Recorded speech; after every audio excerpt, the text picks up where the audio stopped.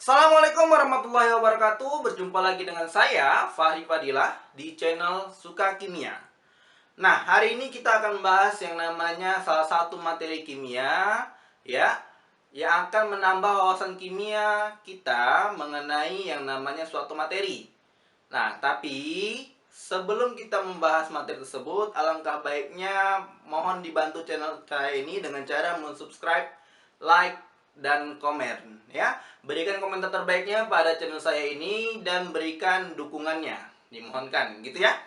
Oke, kira-kira apa sih materinya, gitu ya? Supaya menambah wawasan kita mengenai materi kimia, supaya nanti kita bisa menjawab soal-soal kimia yang berkaitan dengan materi tersebut.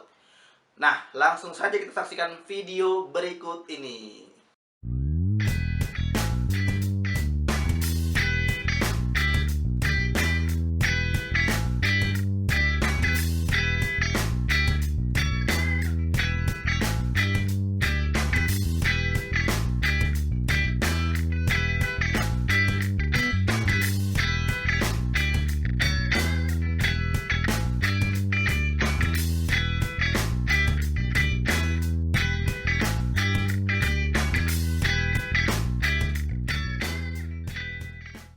Hubungan KC dan KP.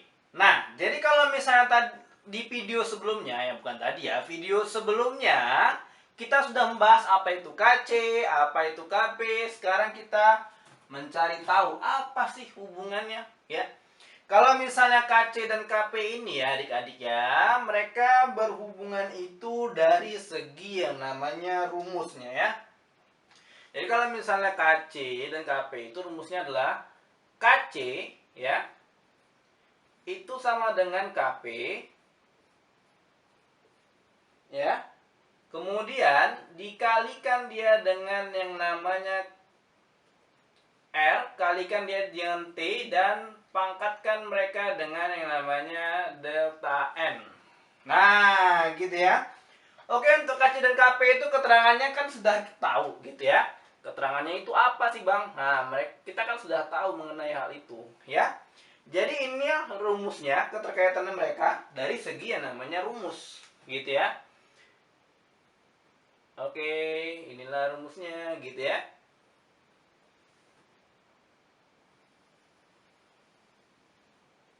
Oke, ya.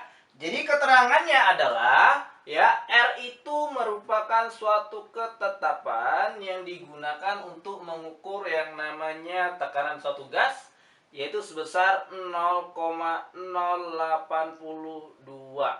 Oke ya. Nah, T-nya itu adalah suhu yang digunakan pada saat reaksi nanti. Nah, dalam satuan Kelvin dia ya. Jadi kalau misalnya nanti suhunya itu dalam satuan Kelvin, ini suhu dia dalam satuan Kelvin. Oke ya. Nah, delta N itu apa, Bang? Delta N itu adik-adik adalah koefisien yang produk ya kurang koefisien yang reaktan. Gitu ya adik-adik ya. Jadi hubungan KC dan KP ini bisa kita simbolkan dengan rumus, gitu ya. Nah, jadi pada saat kapan nilai KC itu sama dengan KP? Pada saat nanti KC itu ya nilainya sama dengan KP pada saat ya delta N-nya itu sama dengan 0 ya, sama dengan 0 ya adik-adik ya. Jadi kita harus tahu bagaimana cara menentukan yang namanya delta N-nya.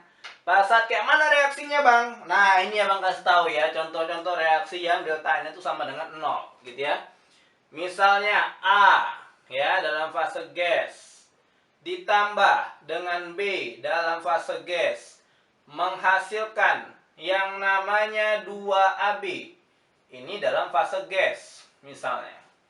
Nah, kita mengetahui koefisiennya itu dari kita mengetahui delta N itu dari koefisien ya. Hampir aja Bang terbalik ya. Jadi ini kan kalau misalnya tidak ada, berarti ini koefisiennya 1, ini juga 1, gitu ya. Dari sini kan dia produknya koefisiennya berapa ya, Dik? 2 ya. Jadi misalnya delta N-nya itu sama dengan 2. rumusnya adalah produk reaktan ya. Ya, kita tulis dulu. Produk reaktan ya, koefisien produk reaktan ya, kurang koefisien reaktan. Maka berapa produknya adik-adik? 2 ya. Reaktannya berapa?